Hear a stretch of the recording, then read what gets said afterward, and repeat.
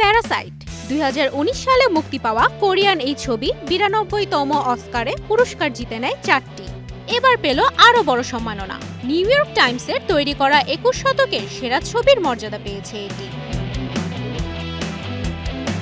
বং Joonho পরিচালিত ছবিটিতে শ্রেণী বৈষম্য, অর্থনৈতিক ব্যবধান আর লালসার ভয়াবহ পরিণতি দেখানো হয়, যা নাড়া দেয় দর্শকদের হৃদয়ে।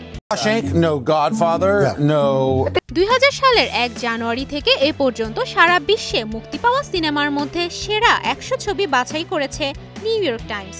এই তালিকা তৈরিতে কাজ করেছেন Guillermo del Toro, Sofia Coppola, Pedro Almodovar, Barry Jenkins, Julianne মুরের মতো বিশ্বের জনপ্রিয় পরিচালক, অভিনেতা, অভিনেত্রী ও সমালোচকরা। সব মিলিয়ে 500-র বেশি বিশিষ্টজন। 21 শতকে মুক্তি পাওয়া 10টি করে পছন্দের সিনেমার নাম দিয়েছেন প্রত্যেকে। সবার মতামতের ভিত্তিতে তৈরি হয়েছে তালিকাটি। ডেভিড লিঞ্চের মুলহোল্যান্ড ড্রাইভ আছে 2য় স্থানে। দুর্ঘটনায় স্মৃতি হারিয়ে যাওয়া এক নারীর আসল পরিচয় খুঁজে বেড়ানোর মধ্য দিয়ে আবর্তিত হয়েছে ছবিটির কাহিনী। তৃতীয় স্থানে আছে পল থমাস অ্যান্ডারসনের There Will Be Blood. Daniel Plain নামের এক ব্যক্তি তার সর্বস্ব দিয়ে তেলের খনি খুঁজে বেড়ায়। এ কাজে তিনি নিজের ছেলেকে ব্যবহার করতেও পিছপা হন না।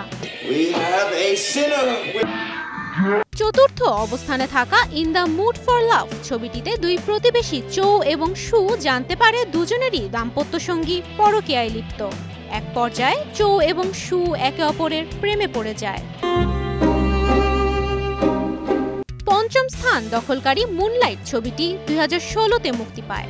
ছবিটিতে এক কৃষ্ণাঙ্গ ও সমকামী ব্যক্তির জীবনের 3টি সময় উঠে আসে: শৈশব, কৈশোর ও প্রাপ্তবয়স্ক জীবনের প্রথম দিক। আর এই তালিকার 100তম ছবিটি হলো গ্রেগ মটোলার সুপারব্যাড।